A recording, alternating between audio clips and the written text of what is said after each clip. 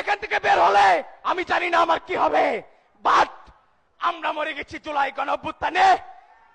I don't care. পর্যায়ে কথা বলতে আসেন জারিফ রহমান আজাদ, সভাপতি জাতীয় ছাত্র শক্তি, ঢাকা সরকারি পলিটেকনিক ইনস্টিটিউট।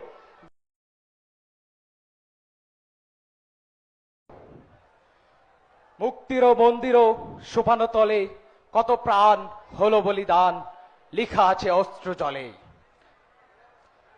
আজ জুলাই গণ অভ্যুত্থান স্মরণ সভায় আমরা সকলে সমাবেত হয়েছি। জুলাই গণ অভ্যুত্থান সম্পর্কে বলতে গেলে বক্তব্যের মাধ্যমে এর ভয়াবহতা ফুটিয়ে তোলা কোনোভাবেই সম্ভব নয়।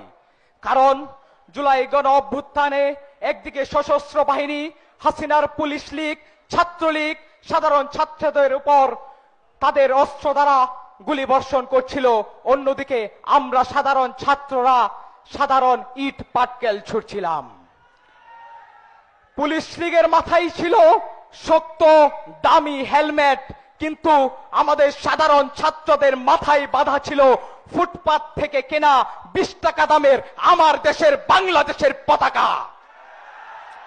আজকে এই অনুষ্ঠানে উপস্থিত আছেন গণপ্রজাতন্ত্রী বাংলাদেশ সরকারের শিক্ষামন্ত্রী মহোদয়, উপস্থিত আছেন জাতীয়তাবাদী ছাত্রদল সভাপতি রাকিবুল ইসলাম রাকিব ভাই, উপস্থিত আছেন আজকের অনুষ্ঠানের সভাপতি আমাদের অধ্যক্ষ মহোদয়, উপস্থিত আছেন যাদের জন্য আজকের এই আয়োজন জুলাই শহীদের মাতা পিতারা, আজকে উপস্থিত আছেন ঢাকা পলিটেকনিক ইনস্টিটিউটের সাধারণ শিক্ষার্থীরা।